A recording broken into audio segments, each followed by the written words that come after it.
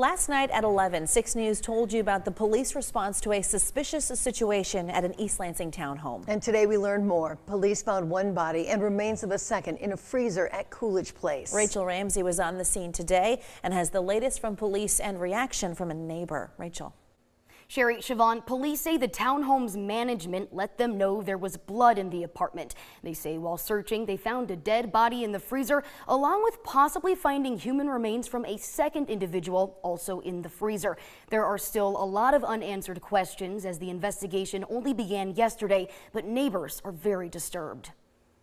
We were thinking last night, how many days have we spent sleeping in bed, potentially mere feet away from a corpse? Andrew Whitney lives near the home now marked a biohazard at Coolidge Place. Today, he's processing that at least one person was found dead in a freezer right by him. Something violent and serious appears to have happened. Whitney says he hasn't seen anyone enter or leave the townhome for months. Police say they believe this homicide happened a while ago. They say the pool of blood they found was dried. I don't believe that this happened, last night or within the last couple days. I think this is something that happened further back. Officials say having a delay between finding the bodies and the crime taking place will make the investigation harder. But the interim police chief says he has faith detectives will get to the bottom of it. My hopes is that, we find something quickly.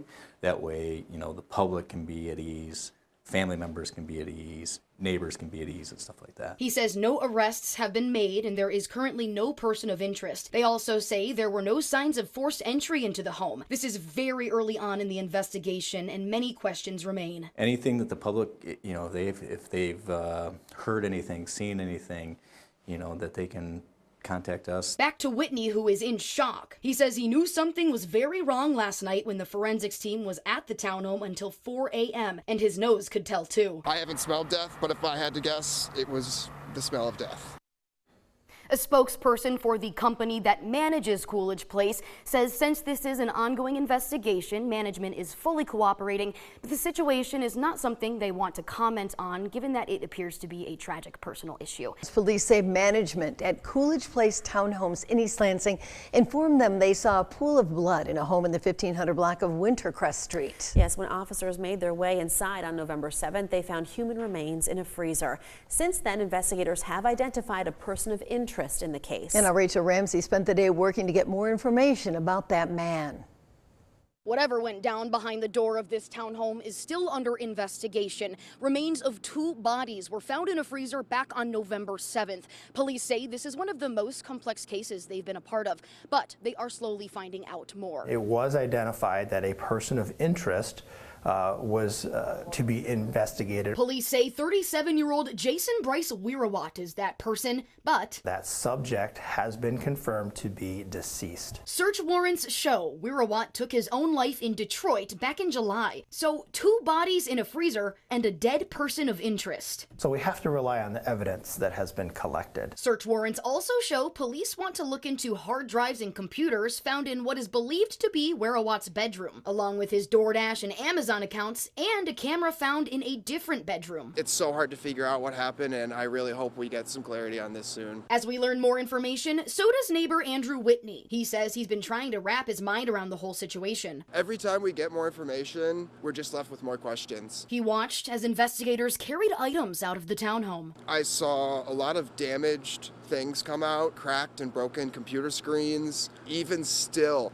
a week after they had first come in, the smell was just, it was wretched. As for the bodies in the freezer, police say they have not been identified yet, and evidence is still being processed. Until police know more, they say Wirawat remains a person of interest, not a suspect. This person at this time is just linked to the case, but we have nothing at this time to confirm that that person did anything. Police say as evidence comes in, Wirawat could be considered a suspect, but they stress that the investigation is still open. There are a lot of questions that remain, like who are these 2 people that were found in the freezer, and when did these murders happen? Police do not believe there is a threat to the public. We will keep you updated as we learn more. Here for you in East Lansing, Rachel Ramsey, 6 News. A man is dead and a police sergeant shot following a police chase that went through neighborhoods. It's our top story at 6. Thank you for joining us. I'm Siobhan Klepfer. And I'm Sherry Jones. Last night, Jackson police tried to arrest a shooting suspect. But they say the suspect sped off in a maroon van with police following behind. And within a minute of that chase, they say the suspect shot at officers and deputies. And that's not all. Rachel Ramsey is here for you to explain the explosive details. Yeah, Sherry, Siobhan, this all stemmed from Lenawee County. The sheriff's office there says the 31-year-old suspect shot his brother in the hand and then left. Deputies used a tracking device and found the man in Jackson County. That's when they contacted Jackson law enforcement, who then got involved. Along with firing shots, it's believed the suspect was throwing pipe.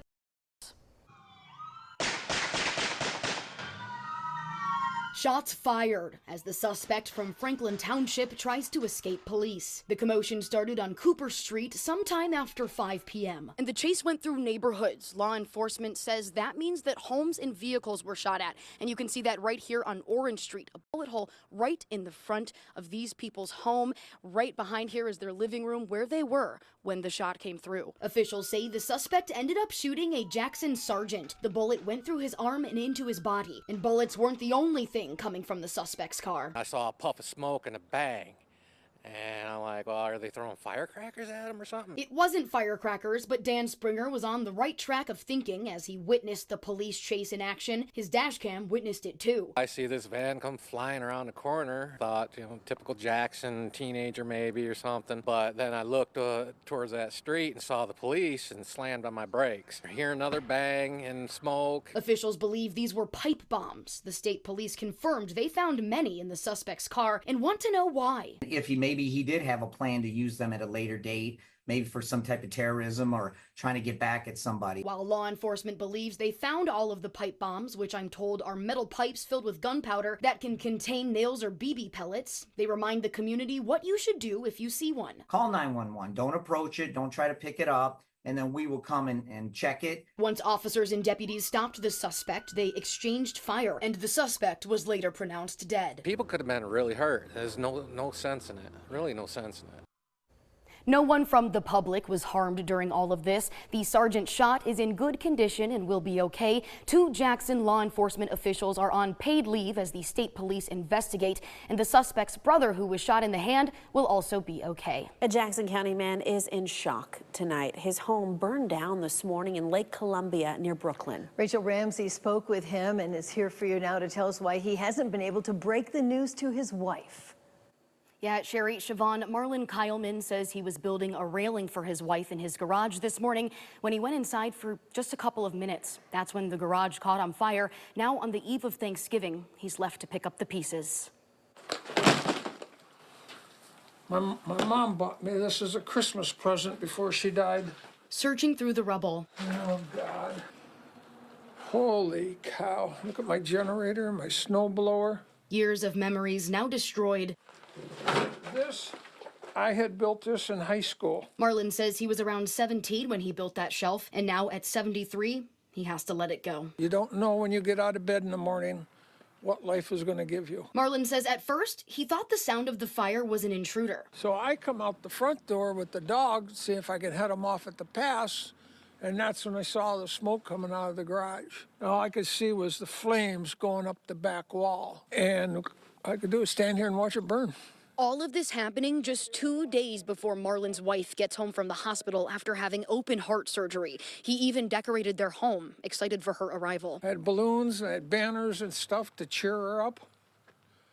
And I just did all that yesterday, and now I don't even have a house. Marlon says he is still processing everything and doesn't exactly know what comes next. But he says his neighbors have helped a lot. You couldn't ask for better neighbors.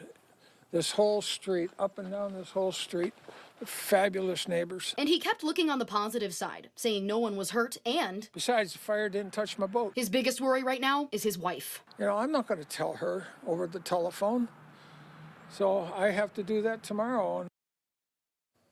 Marlon spent the day calling his family members and dealing with what comes next. He says he is still processing and figuring things out, like where he and his wife will be staying. Back to you.